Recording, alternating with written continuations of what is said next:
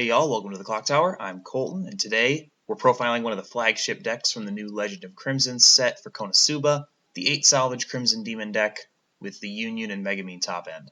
This is one of the most highly anticipated decks in the entire set, and it has the potential to really make a splash in the competitive meta. Let's get right to it. The object of this deck, trying to push soul damage through the mid game. We have a couple of pieces that let us do that we'll get to. The endgame combo decompresses our opponent and burns and clock kicks for a lot of damage, a really high damage floor. This is a competitive list. I know, I'm doing a competitive deck profile. Who would have thought?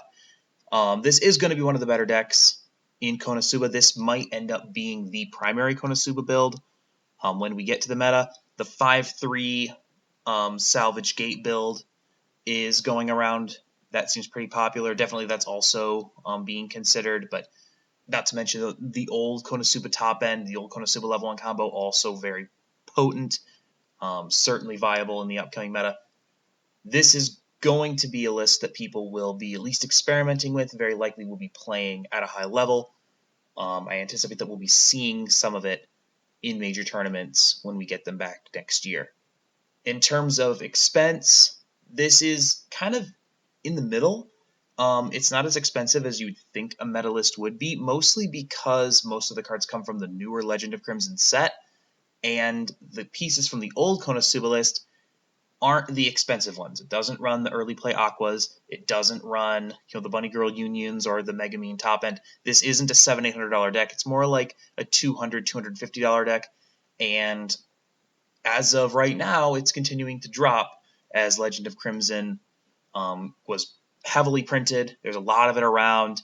Generally, people have access to these pieces at a pretty reasonable price. You can get this cheaper than just about any other meta deck right now. The deck's level 3 combo. It's a unique 3-card combo with the Climax card itself and 2 specific level 3s on field, a Megumin and a Yunyun. We'll get to the specifics of those later on. The point is this combo decompresses our opponent with kind of a half Fumio that's baked into the combo cost. It kicks a couple of our opponent's cards into their clock without us needing to get reverses, and it also has a couple of burn 3s on it. Because it kicks, if your opponent has anything in the field, you're almost guaranteed to get a couple of damage just from that. And because it has a half Fumio built into it, it sets up your opponent's deck to do that extra burn damage and also capitalize on the other attack that you have. The level 1 combo is also new from Legend of Crimson. It's a Megumin that has pay 1 twin drive, and it pops back into our hand when it's frontal attacked on our opponent's next turn. The idea being that with twin drive, not only are we pushing for soul damage, we can also trigger one of those salvage triggers because we run 8 of them that will allow us to plus from our waiting room, as well as plussing those Megumins back into our hand without leaving that lane open for a direct attack on our opponent's next turn. Level 0, again, if you've been around here for a minute, you know that I tend to prioritize utility over field presence at level 0. This is no exception. These cards are not designed to stay on field necessarily, but to either sit in our back row and trade stock for cards or give us resources when they die. Let's talk about the back row first, and we'll start with the Brainstormer from the new Legend of Crimson set to the Crimson Demon Village, Megumin and Yunyun. This is a fantastic card, one of the best Brainstormers ever printed. It's a salvage Brainstormer that gets any character we want, regardless of trait, which is useful in KonoSuba. And when we throw down our salvage Climax, we can add a soul to a character. That gives us more soul rush in the middle of the game with our Megumin combo. And it also gives us more options when we get down to our end game. We can either swing real big if our opponent's deck state is bad and we think we can hit a big swing, or we can add that soul to our 3rd front row character, aside from the 2 that we use for the combo, and even potentially side in for some modulated damage if necessary. So definitely have some options here that this Brainstormer gives us, in addition to just being a good salvage Brainstormer on its own. The other back row piece we run is this Darkness from the first KonoSuba set. It didn't get as much play before, I think because of the Ambush Yunyun that paired so nicely with the level 3 Megumin from the old top end. But now that we don't have that, we need some other back row piece that lets us get stuff, and that's where this Darkness really shines. It's a Takitsubo, which means that on our turn we can pay 1, rest this, clock the top card of our deck, and search our deck for an adventurer character. It gets us our endgame, it gets us our Aqua support at level 2, it gets us our Megumin combo at level 1. A lot of options with this, really consistent, essentially a repeatable Ricky effect, and it can give a character 1000 power when a climax is played, which lets us get over stuff with the level 1 combo, or if we just slam down a climax, it helps us keep stuff on field. We run 3 of these, we want 1 in our back row as soon as we can get it. Moving into the front row, this is one of my favorite cards from the new set.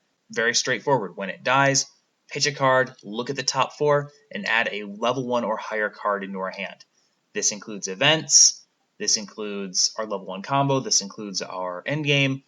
A lot of options here, and it also sits at 2500 power when we have at least 2 other characters. So decent size, can get reverses at level 0, and gives us advantage when it dies.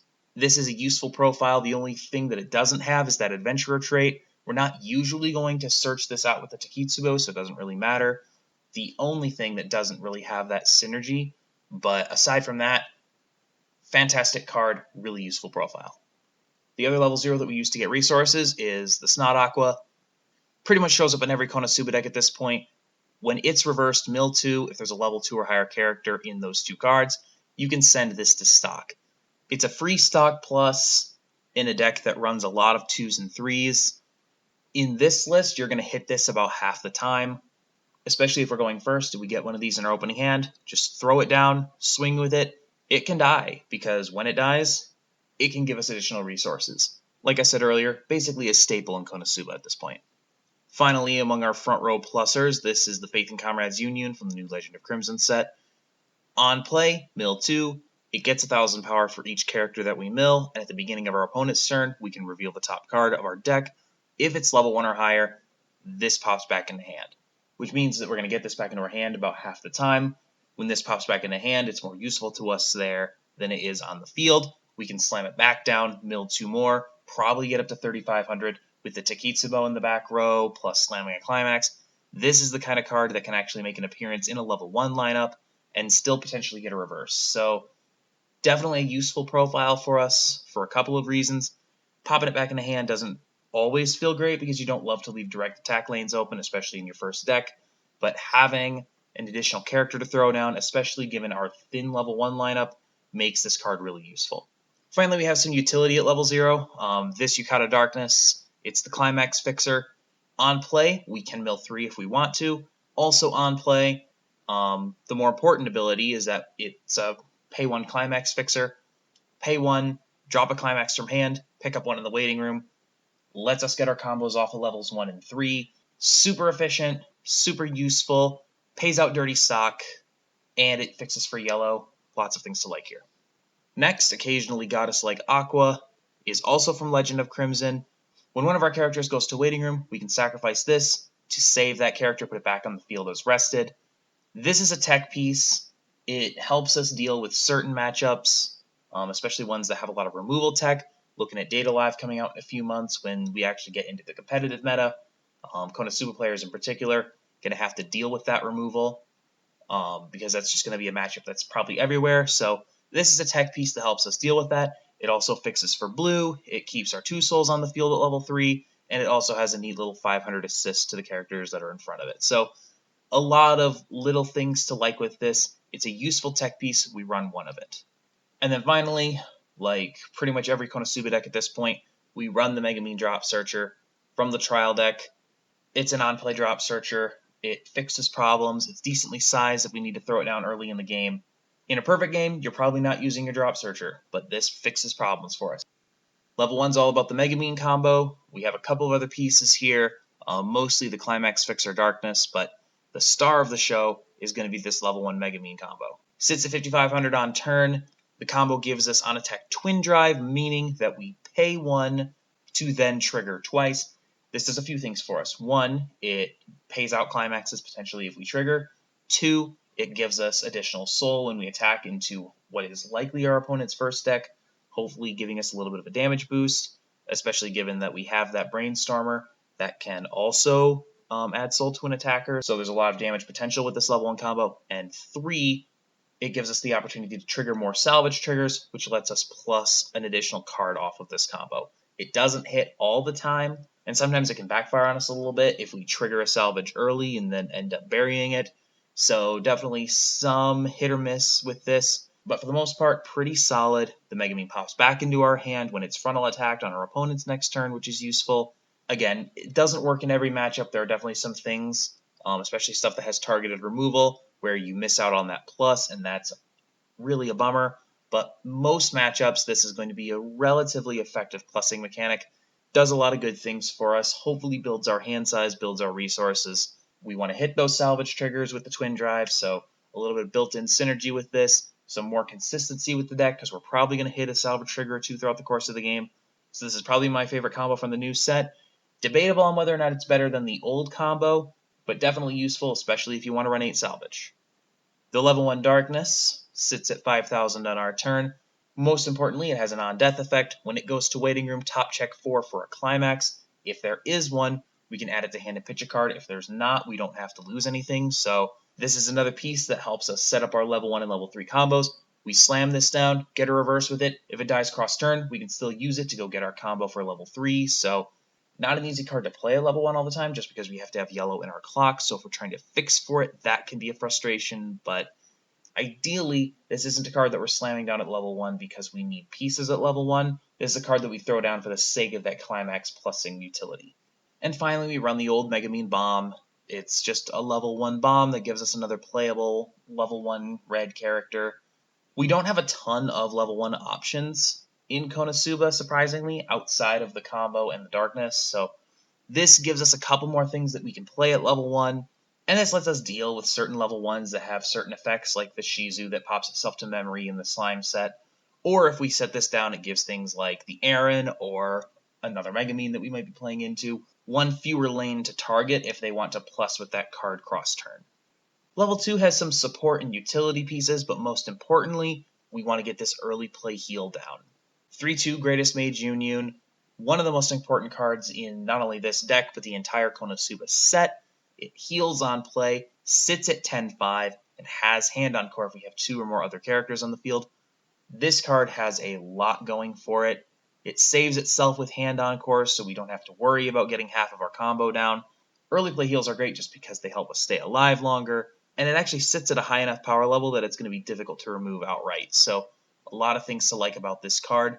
It's our primary objective at level 2.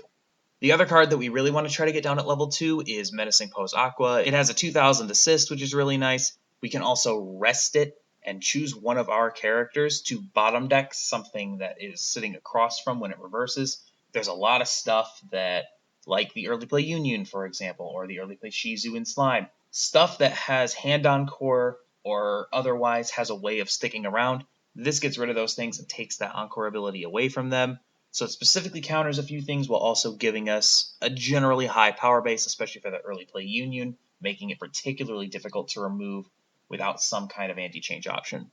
We run one copy of Calling for Teacher Megumin. It kills level 3s because it gets 6,000 power when it attacks a level 3 character. So it'll swing in for at least 13, even more if we have the Takitsubo in the back row working for us. Gets big, gets rid of early plays, gets rid of our opponent's combo pieces, just a generally helpful piece. And when it reverses, we can pay 1 to salvage something from our waiting room. Potentially can help us get our endgame set up, maybe go get a backup.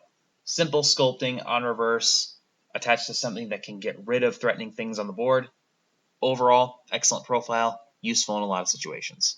This is a 2500 backup, but just as importantly, it has a repeatable pitch 1 surveil on play, meaning that when we play it, we can pitch a card, look at the top card of our deck, and either put it into waiting room or leave it on top, basically helping us dig for cancels and keeping us alive down the stretch.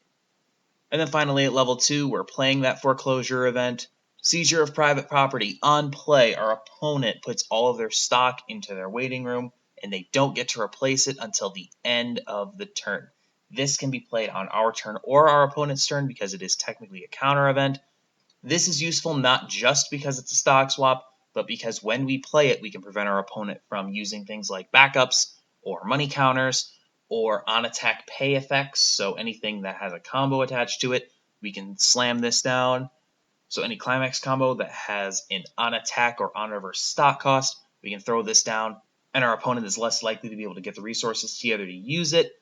A lot of uses for this card, and we can get it off of the Wiz. That's one of the reasons that we run the Wiz. Useful card, more powerful than ever now that we have some things that can actually get it into our hand. And then finally, the level 3 combo itself. It decompresses our opponent and swings for high damage. And we have a couple of other things that can help us get wins as well. Most importantly, the other half of our level 3 combo is Foremost Mage Megumin. It only sits at 9/5, but it has a lot of text on it. First things first, on play, we can pitch a card to heal to stock, which helps us, 1, get this combo off, 2, helps us get other things into the field if we need them. The climax combo is pay 3, send the climax card into our waiting room, and then we do all these. First, we have a half Fumio effect, which means that our opponent chooses a climax out of their waiting room, sets it aside, shovels everything else back into their deck, effectively decompressing them. Next, when we rest this and the early play Yunyun that we talked about earlier, we clock kick whatever characters are across from them. So immediately sticking 2 damage that can't be canceled, and then we burn 3 twice. And because we're swinging into a newly decompressed deck, the odds of hitting at least one of those, pretty high, and then we still have another attack that we can use. Some downsides with this, 1, obviously there's no actual attack, just the burns and the clock kick, but because the clock kick is guaranteed damage and the half Fumio effect is on here, this is generally going to be more consistent than most other combos, if only because it has a really consistent damage floor. And we also can't generate stock with these attacks, which makes it a little bit harder to get off any other secondary effects that we might try, especially with that third lane that we're going to attack with. But if we build enough stock early in the game, if we manage our game state well, we can usually do whatever we want to here at level 3. So this is a really solid combo, really consistent damage, and it swings for enough damage where we can usually close when our opponent is anywhere in level 3. We run a couple of other pieces that will help us as well. Powered up Explosion Magic Megumin sits at 11/5 when our board is full, has a couple of really helpful abilities. 1, we can drop a level 3 from our hand onto the stage for free whenever we play this. This can potentially help us set up our endgame combo. So drop this down, put down the Megumin we just talked about, and then stock heal 1. We just filled our board with beaters for 1 stock. Pretty good. Also, that effect gives this card 2,000 power, which lets this swing in at 13/5, helping us get reverses. Also, obviously, it has that infamous pay 3, pitch 2, burn 5. It's a big swing, hopefully into a decompressed deck. If we can pull it off, if we have the stock for it, it's a great way to potentially close a game. And finally, we run 1 copy of the Duke of Hell Veneer. It's a 3/2 8500. It's a Musashi with cancel burn. When we swing, if it's canceled, reveal the top card, add 1 to that card's level, and then swing again for that much damage. It helps us close, it helps us deal with cancels, and also we can add that soul from the Brainstormer that we talked about earlier to this card. It's a super helpful tech piece. A couple of small downsides. 1, it's yellow, which means that we have to fix for yellow if we're going to put it in. Usually not a challenge, but definitely something that needs to be thought about intentionally. And 2, it doesn't have the Adventurer trait, which means we can't go get it with the Takitsubo. We can get it with anything else that we have. We can brainstorm for it. Obviously, we can get it off a salvage trigger, but we can't go get it with the Takitsubo, so worth knowing. Other than that, super solid off finisher, super helpful piece. So yeah, overall, this deck has more strengths than weaknesses. That endgame combo, extremely efficient, does a really good job of getting us to our numbers, and like I said earlier, can really close out an opponent pretty consistently from anywhere in level 3. Lots of pieces that can help us get exactly the cards we want because of our Takitsubo and our Salvage Brainstormer, as well as all those salvage triggers that we can hopefully hit off the Twin Drive. And we also have a couple of ways to fix for climaxes, which gives our endgame an extra level of consistency. Like I said, this deck doesn't have as many weaknesses, but there are a couple that do stand out. 1, the level 1 combo is a little bit hit or miss when it comes to generating advantage. In certain matchups, it won't pop back into hand because of certain removal tech. It also doesn't consistently generate as much advantage just because it's trying to trigger those salvage triggers. And if it doesn't, we don't necessarily get as much plussing off of it as we would like. So usually in most games, this combo is fine, but if you run into a bad matchup or you can't find a trigger, it's not as effective as some other things might be. Also, because our top end is specifically focused on getting that combo, we don't really have as many other options to close out games. So we really want to make sure we hit that combo. Again, because we have climax fixing, we can more consistently get to our combo pieces. But if we don't get our combo together or we don't have the stock, it can be harder to close out games because we don't have as many off-finishing options. And finally, we don't really have anything that's specifically meant to compress. We have a significant amount of mill, which is super helpful in that first deck. We don't have anything that compresses in a really intentional way, so we need to be mindful of our deck state. Ideally, we want to tri-field the Megumin combo in the mid game. If we can't, we're okay with dropping one of those level 1 bombs or even a level 1 darkness. That level 0 Yunyun, like I said earlier, can get some power when it gets some help from a climax in the Takitsubo. Ideally, though, we want to plus in all 3 lanes with the Megumin, use that twin drive, try to get some salvage triggers off. More importantly, from the back row, however, we have the Brainstorm option and we have the Takitsubo option. We have access to both our waiting room and our deck. Really great back row options in KonoSuba right now, and I think these two are the strongest profiles that we have. Our end game is similarly straightforward. We want to get the combo down on field. Ideally, I think we want to get the powered up Explosion Magic Megumin in the 3rd lane, although we definitely are okay with putting the Veneer down as well, depending on game state. The Megumin can help us get our combo down for cheaper, and also having a pay 3 pitch to burn 5 is always a nice option if we have the stock for it. The way that the front and back rows are arranged is obviously, pretty up for grabs. We don't really need to put the aqua behind our combo pieces necessarily. We'd like to for the return swing, but on the initial swing itself, those two just have clock kick and it doesn't really matter what their power level's at. So depending on if we want to take a more aggressive or more defensive approach, we can move these cards around as we desire. And having that soul on the Megumin gives us more options, gives us potentially side attack options if we need, and also lets us really swing big if we're able to decompress our opponent, both with the combo and with the 2/3 foreclosure event. Definitely a lot of other things that we can play here as well. Probably one of the most notable omissions here is the early play stock heal Aqua. This is an incredibly powerful profile, extremely useful. The reason I don't have it in my list is because this deck already has both early play heal and stock heal on the 2 different cards for the combo. So this card's role is kind of being filled already by those 2 cards in the combo. But obviously, if you want to sub this in for something else and have an early play beater that you essentially paid 1 soul for, by all means, it makes a ton of sense. It's an incredibly powerful card, incredibly expensive card, but definitely worth considering. And if you put it in your deck, I think it makes a lot of sense.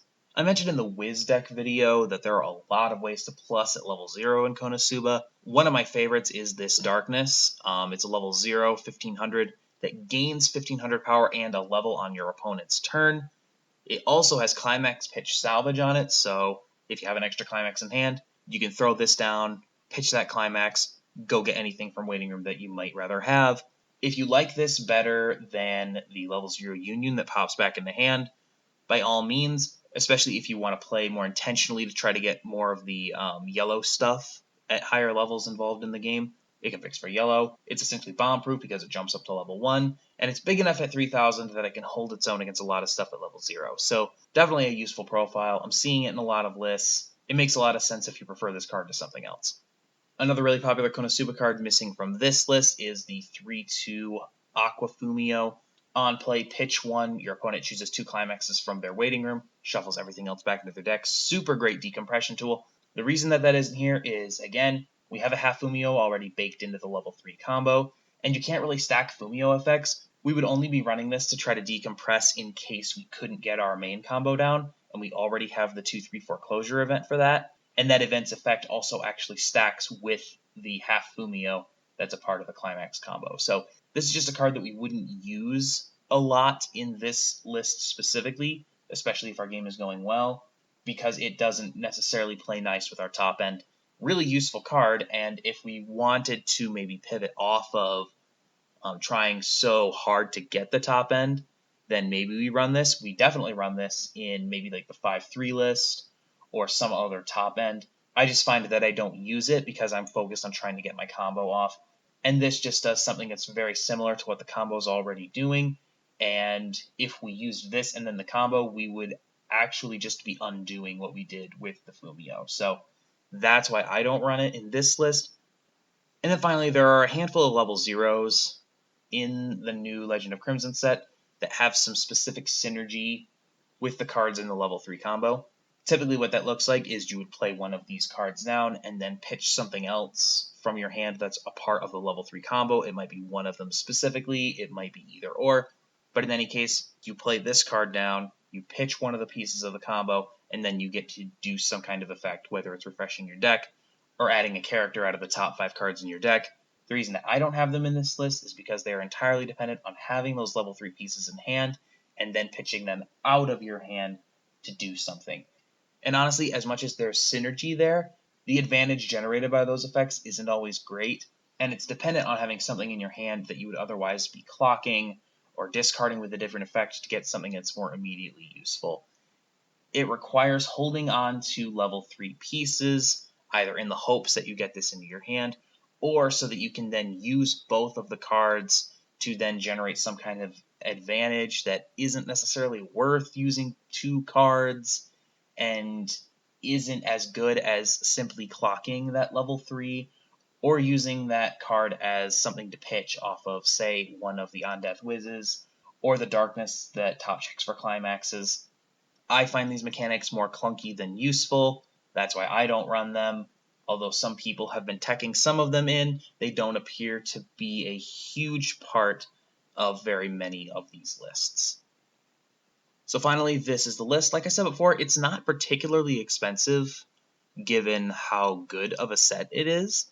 It's certainly good enough to be considered for the upcoming meta, and because it isn't dependent on the older, more expensive KonoSuba pieces, the deck's pretty reasonable. There are a lot of competitive decks that are easily 2 or 3 times this price, but being able to get a competitive deck in the $200 to $220 range, that's pretty solid. And you can build most of this if you have a playset of Legend of Crimson. So relatively easy to get most of these cards. Some of them are difficult to get a hold of.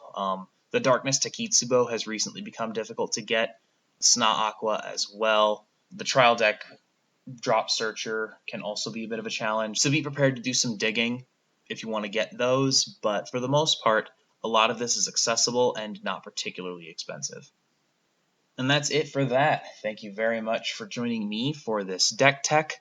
Brandon and I will have gameplay featuring this deck on Thursday, so be sure to check that out as well. We've profiled some other KonoSuba decks in the previous couple of months. Links to those in the description. We'll be back with another Clock Talk on Tuesday, and then open gameplay the Thursday after that. Until then, thank you so much for joining us. Please like, share, comment, and subscribe, and have a good one.